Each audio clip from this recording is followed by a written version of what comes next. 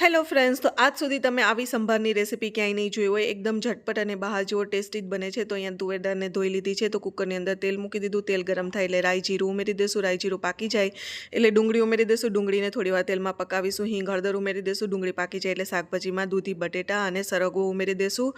પછી આપણે ટમેટા મરચી અને મીઠો લીમડો ઉમેરી દેશું. સ્વાદ અનુસાર મીઠું ઉમેરી દેશું એટલે ટમેટા જલ્દીથી પાકી જાય છે. મસાલામાં સંભારનો જે મસાલો આવે છે, ધાણા જીરું પાવડર અને લાલ મરચાંનો પાવડર ઉમેરી દેશું. અહીંયા તુવેર દાળને ઉમેરી દીધી છે. સારી રીતે મિક્સ કરી અહીંયા આપણે પાણી ઉમેરી દેશું. જરૂરિયાત પૂરતું પાણી ઉમેરી દીધા પછી આમલી ઉમેરી દેશું. ખાટો મીઠો ટેસ્ટ સરસ આવે છે. 4 થી 5 સીટીમાં સરસ એવું સંભાર પાકી જશે. અહીંયા તમે જોઈ શકો છો, આ રીતે મેશ કરી લેવાનું છે. ઠીક છે એટલે મેં અહીંયા પાણી ઉમેરી દીધું છે. પાણી ઉમેરી દીધા પછી સારી રીતે મિક્સ કરી આનો વઘાર કરીશું. તેલ મૂકી દીધું છે.